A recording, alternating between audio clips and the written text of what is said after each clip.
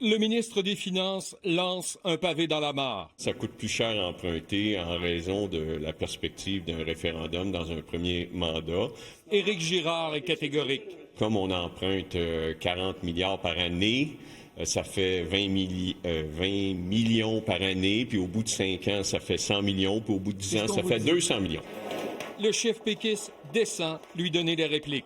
Je dois absolument intervenir sur ce qui est à l'évidence une fausseté. Paul Saint-Pierre Plamondon impute la hausse des coûts d'emprunt à la décote imposée par l'agence de notation Standard & Poor's en avril 2025 et au déficit record.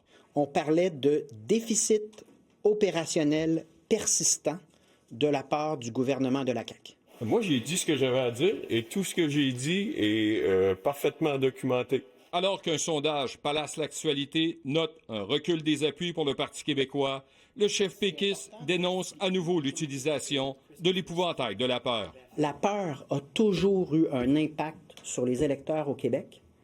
Et la peur, disait Gandhi, est encore pire que la haine. La majorité des Québécois sont contre un référendum et s'il y en avait un, voteraient contre. N'en doutez point, le train référendaire a quitté la gare. Et si d'aventure il y avait un autobus du camp du non à conduire, la seule personne qui a un permis de conduire pour mener cette troupe-là à bon port de façon claire et fiable, c'est moi. Ce qu'on veut, là, c'est que le Québec, le pouvoir québécois progresse.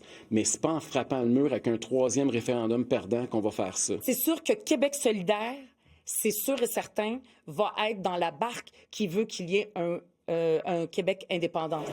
Pendant ce temps, alors que la CAQ se cherche un nouveau chef, j'entends que les Québécois veulent du changement. Puis je pense qu'avec la course au leadership qui est en train de prendre place, on va offrir ce changement-là. Il semble, d'après le sondage, qu'il y a quand même un petit regain d'intérêt puis un petit regain d'appui pour notre parti. Mais c'est évident qu'on a beaucoup de travail à faire pour relancer la CAQ. Est-ce qu'il peut nous dire que la CAQ, d'ici la fin de leur mandat, ne fermera pas le débat, ne prorogera pas la Chambre? Bien, Madame la Présidente, je suis ici aujourd'hui. Et j'ai été pas mal ici, puis je vais continuer d'être pas mal là.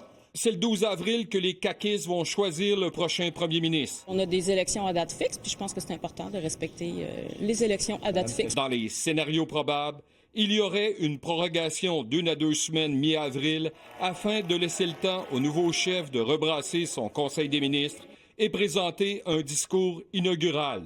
Discours qui tracera les grandes lignes de la plateforme électorale de la CAQ quelque part à la fin avril. L'inconnu, la date du prochain budget. Le ministre des Finances va-t-il le faire en mars avec François Legault ou en avril, début mai, avec son nouveau chef?